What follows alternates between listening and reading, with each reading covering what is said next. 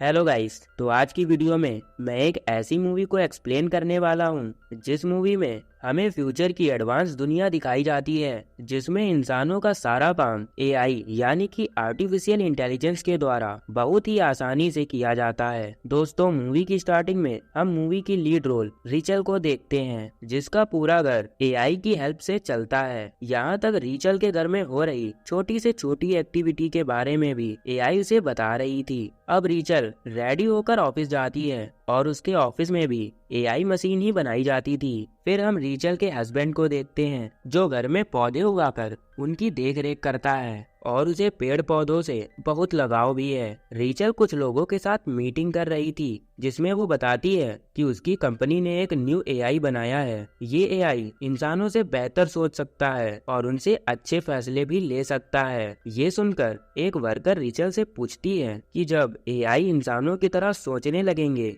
और इंसानों के सारे काम करने लगेंगे तो इंसानों का क्या होगा? तब तो उन्हें कोई नौकरी पर भी नहीं रखेगा। अब रिचल के साथ आई लड़की उसे समझाती है कि एआई इंसानों की जगह कभी नहीं ले सकते, इनसे तो बस इंसानों को काम करने में हेल्प मिलेगी। इसके बाद रिचल की बॉस उसे बुलाकर कहती है कि तुम 2 साल से बहुत अच्छा काम कर रही हो, तो हम तुम्हें प्रमोशन यानी कि तुम्हारी पोस्ट को और ऊंचा करना चाहते हैं। फिर बॉस रिचल से पूछती है कि कहीं वो फैमिली प्लानिंग के बारे में तो नहीं सोच रही, क्योंकि अगर रिचल बेबी को जन्म देने का सोच रही होगी तो उसे काफी छुट्टियां भी चाहिए होंगी, जिससे कंपनी में वो टाइम नहीं दे पाएगी और शायद कंपनी लॉस में भी चली जाए। अब बॉस उसे आर्टिफिशियल होम सेंटर का नंबर देती है और कहती है कि अगर वो बच्चे पैदा करने के बारे में सोच ही रही है तो होम सेंटर वाले उसकी हेल्प करेंगे। जैसे माँ के पेट में 9 महीने तक बच्चा पलता है, उसी तरह आर्टिफिशियल होम में भी बच्चे को 9 महीने तक बड़ा किया जाता है और ये प्रोसेस बिल्कुल ओरिजिनल में बच्चे पैदा करने के जैसे ही होती है। अब रिचल ये सब जानकर उस आर्टिफिशियल होम सेंटर में जाती है और वहाँ सब कुछ देखकर काफी हैरान थी। अब उसका भी माँ बनने का मन हो रहा था। फिर वो भी वहाँ पर अपना नाम और नंबर रजिस्टर करवा देती है। अगले दिन उसे आर्टिफिशियल होम सेंटर से कॉल आता है कि उसके लिए एक आर्टिफिशियल होम का इंतजाम हो गया है। अब रिचल माँ बन सकती है। दूसरी तरफ रिचल का हस्बैंड कुछ बच्चों को अपनी लैब में उगाए पेड़ों से फल तोड़कर देता है, लेकिन कोई उसे नहीं खाता, क्योंकि वो सब एआई पर ही भरोसा करते थे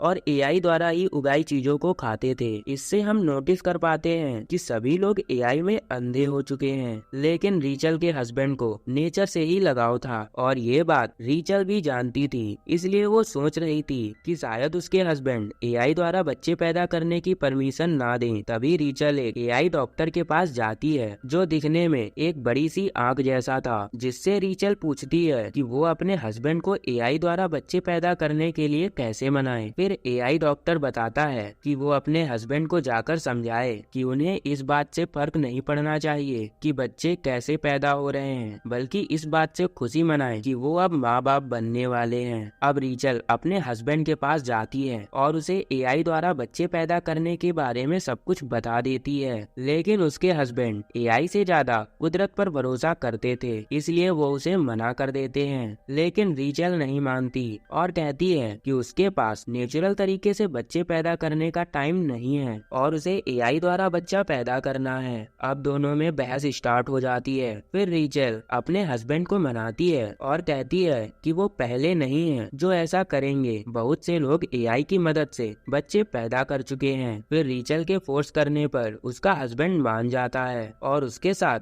आर्टिफिशियल होम सेंटर में जाता है, जहाँ पर उन्हें उस कंपनी की वर्कर बच्चे पैदा करने की सारी प्रोसेस को बताती है कि 9 महीने बाद आपका बच्चा जन्म ले लेगा। अब ये सुनकर दोनों काफी ज्यादा खुश हो जाते हैं। इन्हें वो वर्कर एक ऐप भी देती है, जिसमें वो अपने बच्चे के हर मूवमेंट को देख सकते हैं। धीरे धीरे 6 हफ्ते बीत जाते हैं और वो दोनों उस बेबी पॉट को अपने घर ले आते हैं। यहाँ पर रिचल के हस्बैंड उस बेबी के साथ बहुत खुश थे। वो उसे अपनी लैब में ले जाते, उसे गाना सुनाते और हमेशा उस पॉट को अपने साथ ही रखते। अब एक दिन रीचल एक स्विमिंग पूल में नहा रही थी, तभी वहाँ उसे एक प्रेग्नेंट लेडी मिलती है जो रीचल का हाथ अपने पेट पर रखकर उसे नेचुरल तरीके से माँ बनने की फीलिंग शेयर करती है। अब अंदर ही अंदर उसे एआई तरीके से बच्चे पैदा करने पर गिल्ट हो रहा था, क्योंकि अब उसका दिल प्रेग्नेंट होकर बच्चे पैदा करने का था। इसके बाद उस एआई बच्चे के बारे में ज्यादा जानने के लिए रीचल अपने हस्बैंड के साथ आर्टिफिशियल होम सेंटर में जाती है, जहाँ पर एक आदमी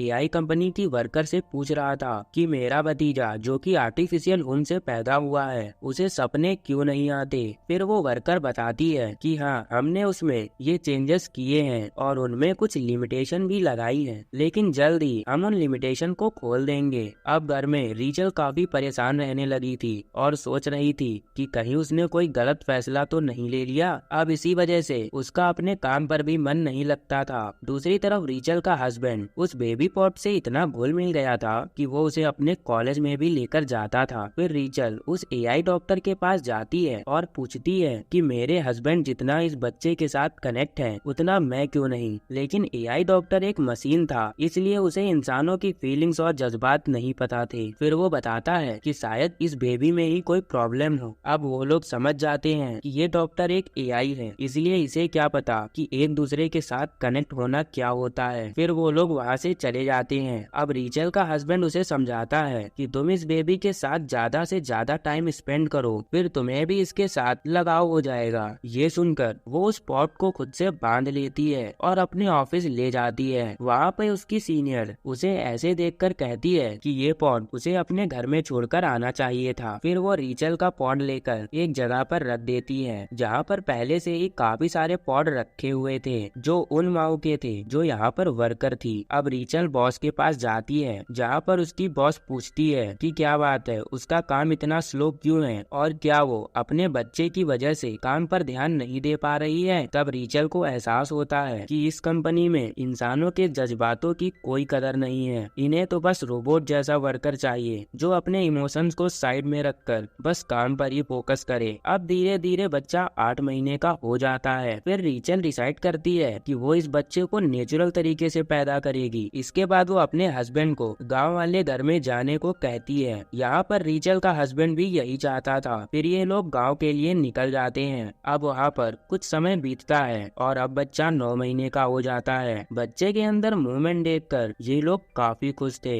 और अब किसी भी टाइम बच्चा जन्म ले सकता है। पर रात में पॉट के सारे सिस्टम ऑफ हो जाते हैं, जिससे रीचल काफी परेशान थी। फिर उसका हस्बैंड उसे समझाता है कि पॉट 2 दिन तक बिना एनर्जी के भी रह सकता है। फिर ये लोग सो जाते हैं। सोते सोते अचानक से उस पॉट के अंदर से कुछ आवाजें आने लगती हैं, यानी कि अब डिलीवरी का वक्त आ चुका था और बच्चा जन्म लेने वाला था। अब उन्हें उस पॉट में एक कोड डालना था, लेकिन उन्हें वो कोड मालूम ही नहीं था। फिर रीचल का हस्बैंड बड़ी ही होशियारी से पॉट के ऊपरी हिस्से को तोड़कर उसमें से बच्चे को बाहर निकाल लेता है। अब बच्चे को देखकर दोनों ही काफी ज्यादा खुश थे, क्योंकि फाइनली बच्चा सही सलामत उनके हाथ में था। लिटरली ये सीन देखने वाला है जो पूरी तरह से इमोशन से भरा था। अब वो सब एआई से दूर कुदरत के माहौल में लाइफ गुजारने लगते हैं। इसके बाद ये सभी खुशी खुशी अपनी लाइफ गुजारने लगते हैं और ये मूवी यहीं पर खत्म हो जाती है। आपको पॉट के द्वारा बच्चे पैदा करने की प्रोसेस कैसी लगी कमेंट में जरूर बताइएगा और अपने प्यारे भाई को सब्सक्राइब करना मत भूलिएगा। For more videos please visit my channel.